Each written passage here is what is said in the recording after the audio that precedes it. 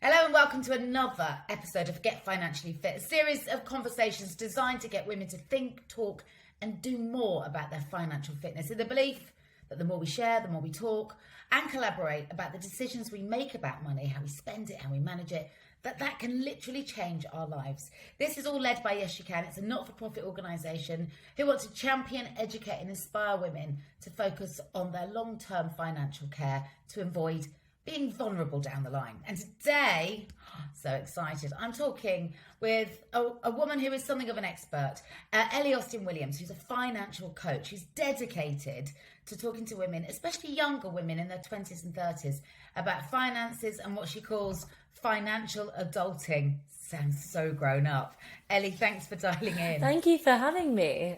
I was really excited to talk to you, Ellie, because so few women are sharing their financial stories, and I know you're determined to change that. You've said that talking about money with your friends, your partner, your family, and the big wide world is one of the most important things we can do, which is a massive statement. So why do you believe that? The more we start having conversations about them and acknowledging the role that money plays in our lives, our personal lives, our professional lives, our relationships, then actually it gives us more of an opportunity to change things and to improve things for the better.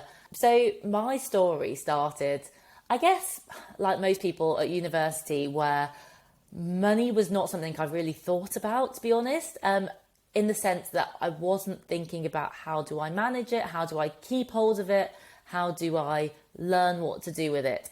A few years after that, I started working, and it was only then that I started to think, okay, I'm working hard here. I'm an adult. I've got to pay bills. What am I doing with my money? So long story short, I decided to build what I wish I had had when I was younger. Effectively, financial coaching is just a way of helping to educate people and help individuals to figure out what is going on in their own financial lives, to discover if they've got any blocks that are holding them back, any beliefs around money that are causing them to repeat behaviours which are getting in the way of them getting to where they want to be able to help have these meaningful conversations and hopefully to help change people's lives ultimately. Imagine I'm a millennial, peel back the years.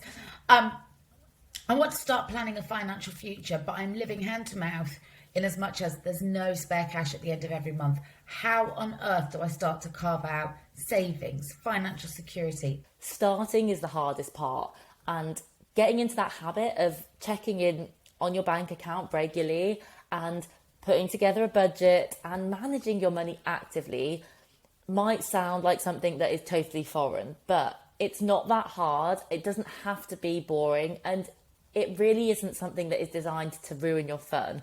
What it does is it gives me a plan for my money, and it enables me to make confident decisions. It enables me to know that I am on track to where I want to be at the same time as having a good time.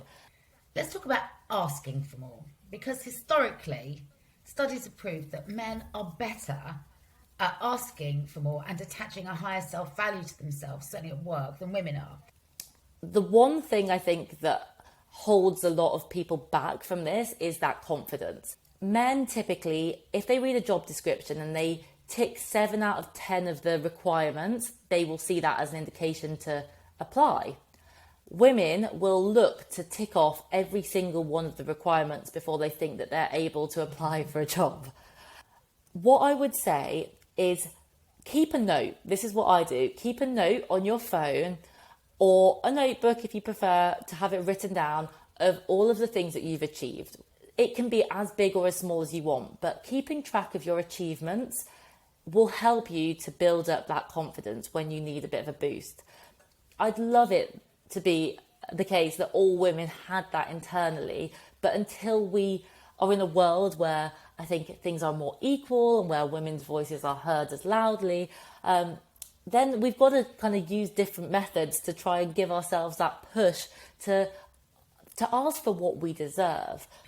Is there a responsibility with employers for there to be a more prevalent conversation in the workplace to help level up the disparity between the genders? Is it something that is valuable not only to workers but to employers? employee financial well-being impacts employee performance. So even if it's just the case that as an employer, you want your staff to work well, then helping them to be better off financially in terms of a well-being perspective is going to help you as a business. But also internally, making sure that you have processes in place and making sure that if people want to find out whether they are being paid what they should be paid, that they are able to get that information. So there are industries where it's very commonplace that salaries are known. Public sector salaries are widely known. You can Google them, you can find out on the internet. But private sector companies don't do this. I want to see those gender pay gaps and those gender wealth gaps going down. Do you know, one thing I would say as a member of Generation yes. X to you, a millennial, is, please pay attention to your pension. Don't consider it to be something that, can go to the bottom of the list when you have children. It's not that we need to pay in more. We just need to be told in better detail what the repercussions will be. Because trust me, I've got friends now in their early 50s who are going, okay, so I'm going to have to work like forever. There is definitely a challenge when it comes to engaging young women with their pensions. Make sure that you're enrolled. You should be, but if you're not sure, go and ask your HR department and check what your employer pension actually looks like. Because a lot of employers offer really good schemes as well, but you might need to increase your contribution to get the most of your employer's contribution. The number one thing as well when it comes to pensions that you have on your side, which you cannot get back, is time.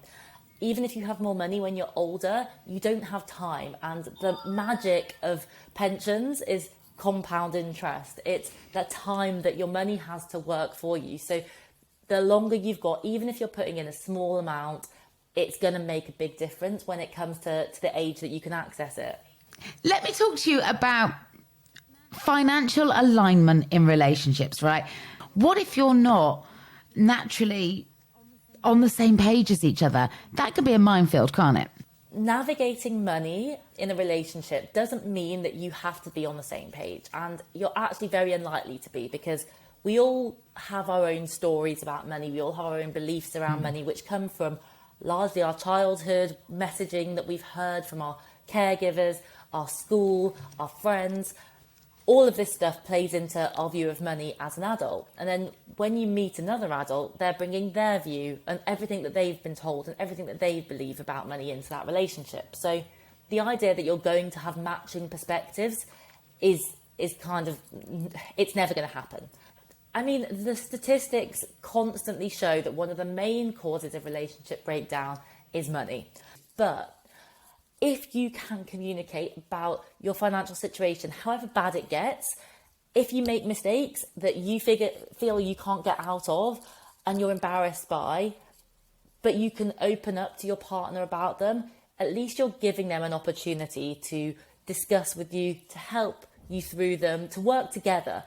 If you could give me one pearl of wisdom, one piece of advice that you would just like to leave here for people to act upon, what's the most valuable advice you can give as a financial coach?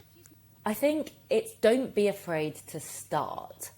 Don't let yourself be intimidated by that, and find something that resonates with you. So whether it's a podcast, a book, a YouTube channel, which is talking about money and making it more relatable, find something and tap into that and go from there. But just start somewhere, because that is going to be your way in, your path to knowledge and to building that bank of skills that you have to manage your money more confidently and more effectively. Yeah. And once you've read something or you've heard something, you can pass that on to a friend and you can open up the door to those conversations. So it really does have a snowball effect. Oh, Ellie, thank you so much. And if you want to hear more and see more and understand more about your financial future, your financial fitness, head over to Yes She Can.